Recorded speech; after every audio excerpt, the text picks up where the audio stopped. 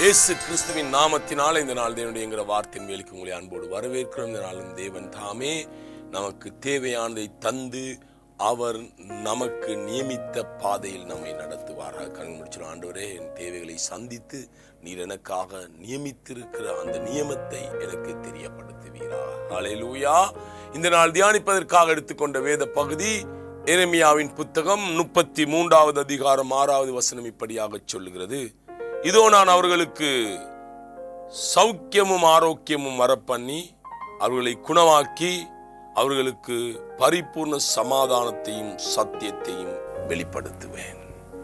அன்பானவர்களே, இன்றைக்கு நம்முடைய தேவை என்னவோ அதை தேவன் முதலில் சந்திக்க விரும்புகிறார்.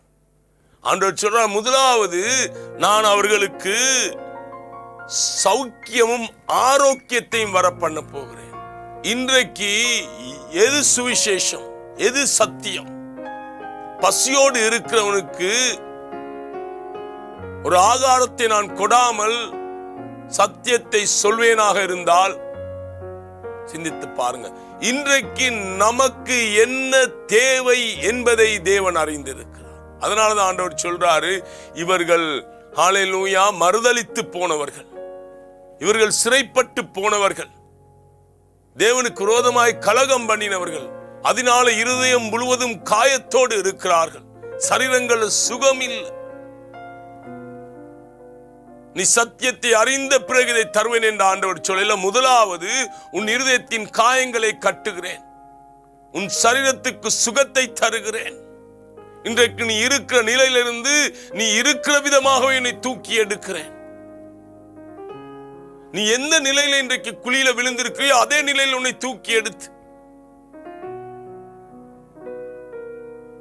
உன் காயங்களுக்கு கட்டு போட்டு, நல்ல சமாரியன் வழியில குற்றுயிராய் கிடந்த அந்த மனிதனை கண்டு எண்ணெயும் திராட்சை ரசத்தையும் அவனுக்கு என்னை வார்த்து திராட்சை கொடுத்து அவனை சத்திரத்தில் சேர்த்தது போல எந்த நிலையில நீ இன்றைக்கு இருந்தாலும் அந்த நிலையிலிருந்து உன்னை தூக்கி எடுத்து உன் காயங்களை கட்டி உன் மனதுல பற்றிருக்கிற எல்லா காயங்களை மாற்றி, சில வேளையில நீ சிறைப்பட்டு போனதுனால, சில வேளையில் உன் தேவைகள் சந்திக்கப்படாததுனால, சில வேளையில நீ தேவனிடத்தில் எதிர்பார்த்தது உனக்கு கிடைக்காதபடியினால தேவனை விட்டு பின்வாங்கி போயிருந்தாலும் தேவன் சொல்லுகிறார், உன் காயங்களை நான் கட்டுகிறேன், உனக்கு சௌக்கியத்தையும் ஆரோக்கியத்தையும் வரப்பண்ணி இவைகள் வந்த பிறகு உனக்கு சத்தியத்தை, பூர்ண சமாதானத்தை உனக்கு நான் கற்றுக் கொடுப்பேன். அன்பானவர்களே, இன்றைக்கு சில வேளையில நீங்க ஜெபித்து ஜெபித்து டயர்டாகி இருக்கலாம். ஆண்டவரே, நான் எதிர்பார்த்த ஒன்றும் வரவில்லை என்று மனது முழுவதும் காயத்தோடு இருக்கலாம். ஆண்டவர் சொல்ற, உனக்கு சௌக்கியத்தையும் ஆரோக்கியத்தையும் நான் வரப்பண்ண.